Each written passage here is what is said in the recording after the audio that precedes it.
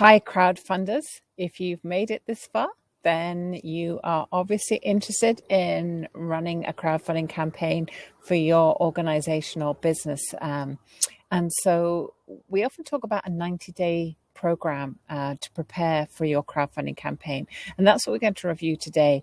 I think many of you have gathered why we need that. A lot of it's really to build your crowd. So we talk about 3 ways to build a crowd. So build a crowd, buy a crowd, or borrow a crowd. So that those take time, each of them. The next thing is also to activate that crowd, make sure they're ready, because you really want to be in and out of your campaign as quickly as possible, because it is going to distract you from your business. And so you want to be able to sort of get in there, hit your target, perhaps exceed your target, and then come out. And also, if you do that, you'll trigger the algorithms on the crowdfunding platform that you're on, and so probably get more exposure. And other people will see that you're a successful campaign and want to back you. So lots of reasons for spending a lot of time preparing so that you can run a shorter campaign, but also just have a more successful campaign. So I'm just going to show you our planning document. And I think a number of you will have seen this online, but I'm just going to share it with you right now, just in case you haven't seen it. Our 90-day plan.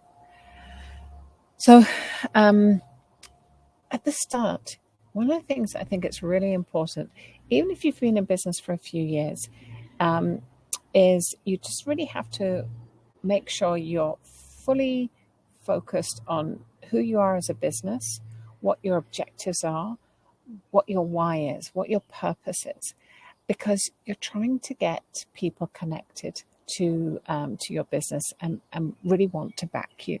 So it's important that that you and your colleagues are all aligned.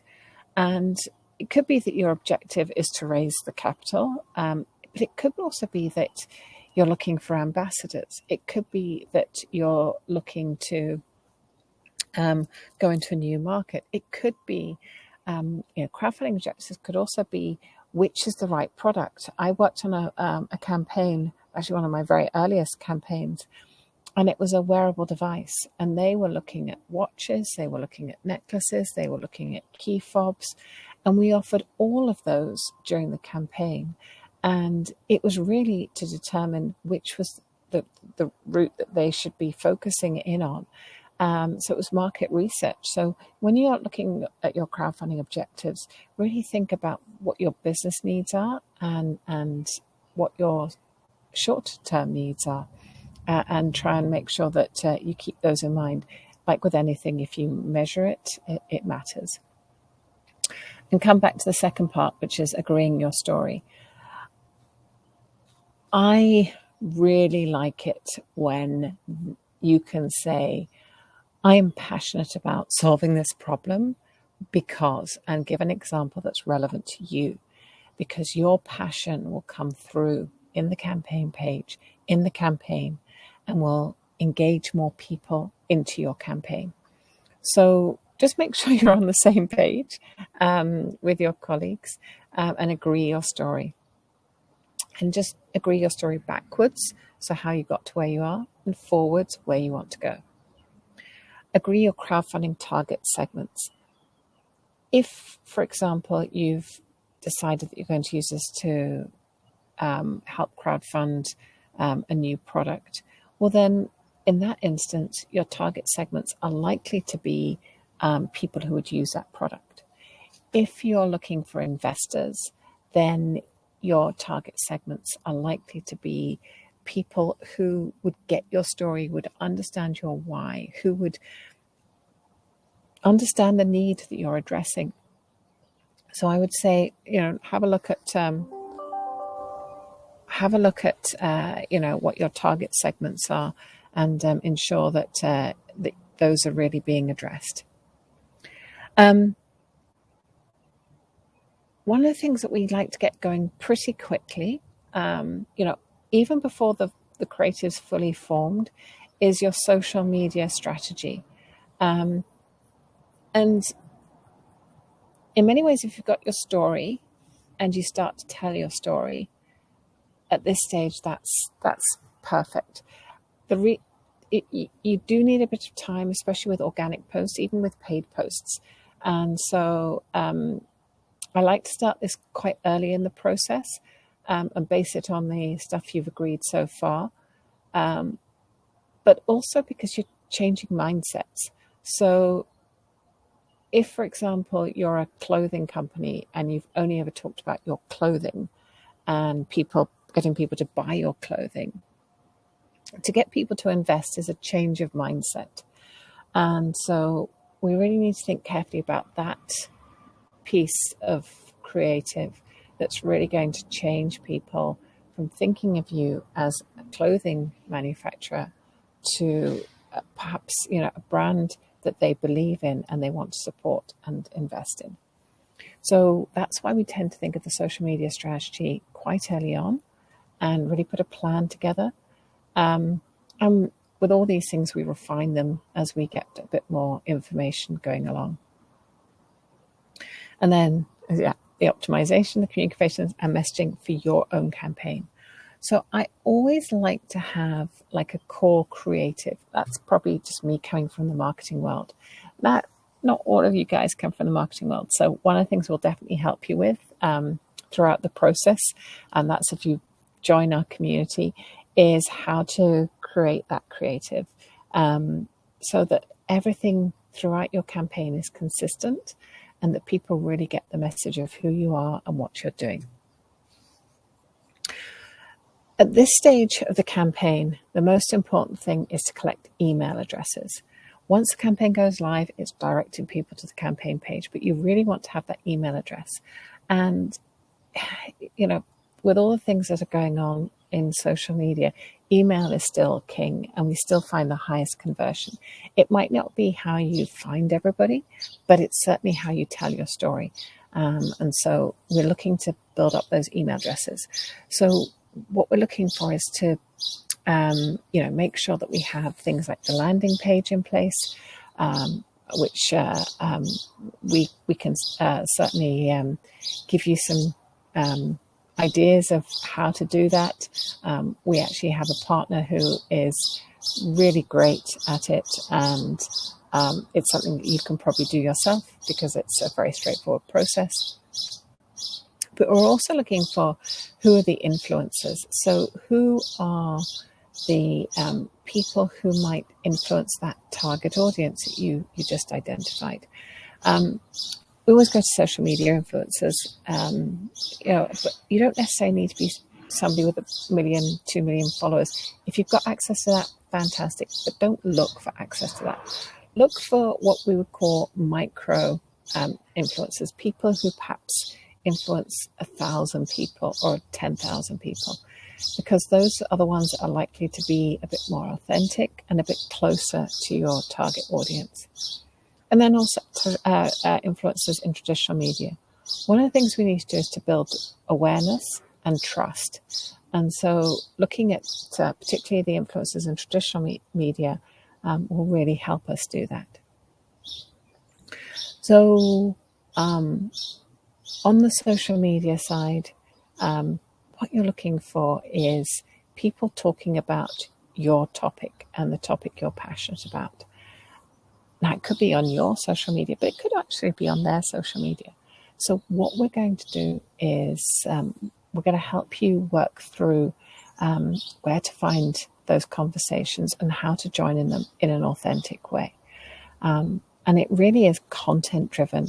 It isn't, hey, I have an upcoming crowdfunding campaign. In fact, that's the last thing I would say to do. Focus on your why, focus on the need, and talk about those.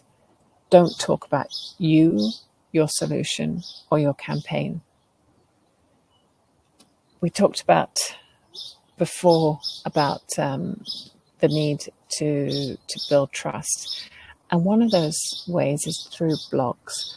And you might say, well, I don't have, blogging capabilities, or I don't have I don't have anywhere to put the blogs. Don't worry. We have lots of solutions around that. If you do, please keep doing it. If you've got those, you are showing that you can deliver behind the campaign that you're going to put out there. And part of that is because of your experience, and part of that is because of your content that shows your ability. And really, as we keep going on, it's just keeping supporting delivery of social media. That's what we call top of funnel, and it's what gets people aware of you, your business, the problem you're solving, and your ability to solve that problem. And what you're trying to do is to increase engagement, and as we already know, try and get emails.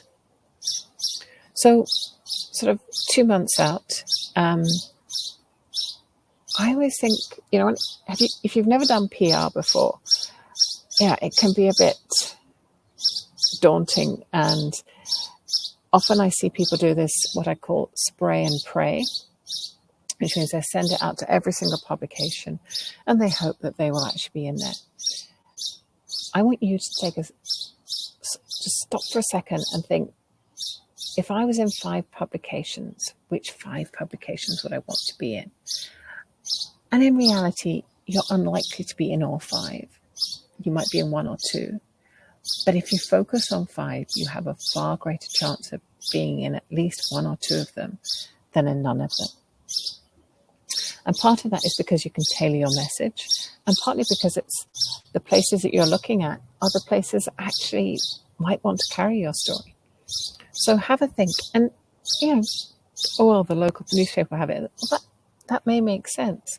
And even if you're looking at doing a national or international campaign, the local newspaper might be interesting just to get that local angle. But, if you want to go for Forbes magazine, or if you want to go for the Times, or if you want to go for, international publications, BuzzFeed, go for it. Don't limit yourself. Perhaps not have all 5 publications there, but certainly think about those. The other thing is, identifying the PR outlets. So one of the things that you'll be doing likely during your campaign is actually sending out a press release. And we do have a template for this and a process. We can certainly help you with this. And, but what happens when you send out a press release like that is that you end up getting your press release picked up, and it's literally just copy and pasted, but it's your message exactly out there. And what happens with, say, an investor is they may Google you, and you'll now appear much higher on the Google rankings because of the news that you've put out. So it again builds that trust because it's that third party. But what you're really looking for is a media outlet that's going to take your story and then turn it into their own story. So actually use that, perhaps interview your clients, team members, other partners. We'll talk about sort of getting press releases that give you a best chance of being able to do that. Similarly, bloggers and influencers on site, you've already identified those. So reach out to them and tell them why they are important to you, and tell them your story and why that should be important to them. We've talked about developing that messaging. And one of the things that we want to do is we want to look at your network and test that messaging just to make sure it, what we call, resonates with them. So if you use it, do people understand what it means? Does it drive them? Does it make them want to back you? Are there any gaps in it? This is a great chance to test that messaging with a safe group or groups of people before you put it out there on a big campaign. And validate the value proposition. So a value proposition is what you as a business is offering. So in the case of, backing a campaign, is what you're backing, does that really meet the need that's out there? And does it meet it in a cost-effective way, time-effective way? Those are sort of things that we'd be looking for. But also, for a business, if you're saying, I'm looking to raise 500,000 and you're going to do this with it, is that use of proceeds, as we call it, is that a fair exchange? And actually, if you have that use of proceeds, will that move the peanut forward with your business? And will that create value? And will that value be meaningful to backers? So validating the value proposition, testing messaging, these are all things you need to do beforehand in a safe environment to give yourself a better chance of success in your campaign. The video. So we're talking via video. One of the things about the old-fashioned way of investing was, a guy would go into a room, shake hands with another guy, they'd sit down, look at the deck, and then the person would, show their interest at the end. The challenge with that is, we're talking about one-to-many, so you can't necessarily sit down with every single one of your backers. But, and also just from a traditional point of view, that works very well for white men, doesn't work so well for women, doesn't work so well for minorities. So this is one of the great things that crowdfunding does, is it levels the playing field. Saying that, we still want to see you. I always say, see the whites of your eyes. And so developing a video for launch, the picture tells 1,000 words. So we're wanting to make sure that people can see you and meet you and your team, but also understand the problem and your solution. So if you have a prototype, if you're doing one of the platforms that allows you to just have a prototype, or if you have a finished product, to be able to show that on the screen will build such trust with your backers that, they've actually got one. It's not just on a back of a piece of paper. They actually have this, and they're more likely to back it. So video is really important, but getting the video right is probably even more important. Developing an investor deck. If you are looking for investment, you need an investor deck. As I said, that's the backbone of the traditional way, and it hasn't changed. The one thing that has changed is if you're presenting it to somebody, you're there so you can fill in the gaps. So the pages should be quite skinny, very few words on them. But when you're doing it on a campaign page, you're not there. So you have to almost speak the words for people. So we need to make sure those are in there. Going to develop and launch your drip campaign. So this is what we were talking about, is getting those emails so that you can get out there and talk to your people. And then add the crowdfunding story to your website and sign up for more information. So this is on your website itself. Put your why in there. If you haven't got an investor page, get one. If you are doing say a rewards or donations crowdfund, have a campaign page in there. Just add that page in. Are you going to do live events, perhaps a launch event? Always find these have the greatest conversion. So if you can, fabulous. But also look at webinars. They are a good way of getting that one-to-many experience. Agree the duration of a campaign. So you probably will do this with a platform. In Europe, they're often 30 days. North America can tend to be a little bit longer, 45 days.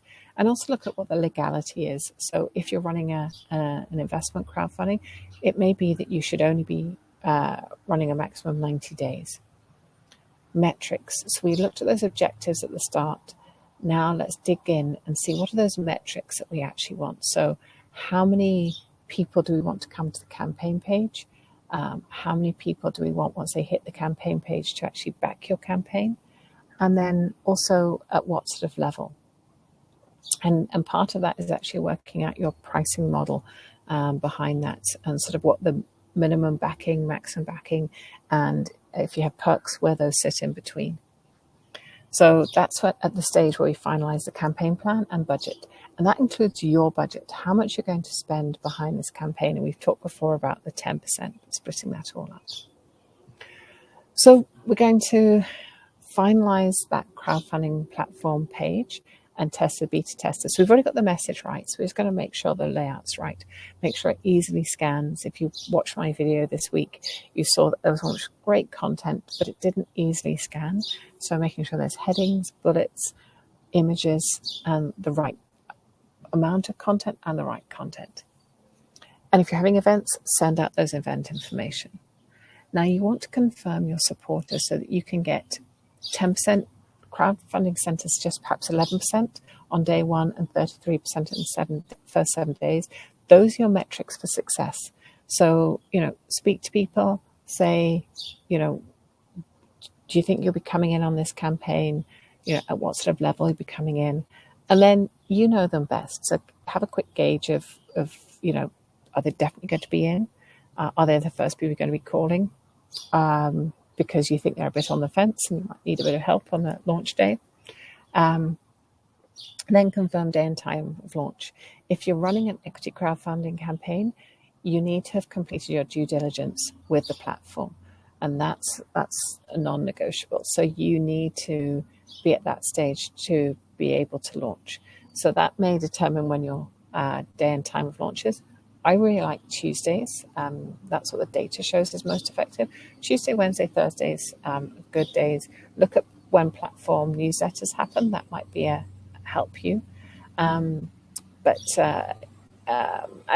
typically sort of earlier in the day. But then it depends on your product. But yeah, we'll confirm day and time of launch.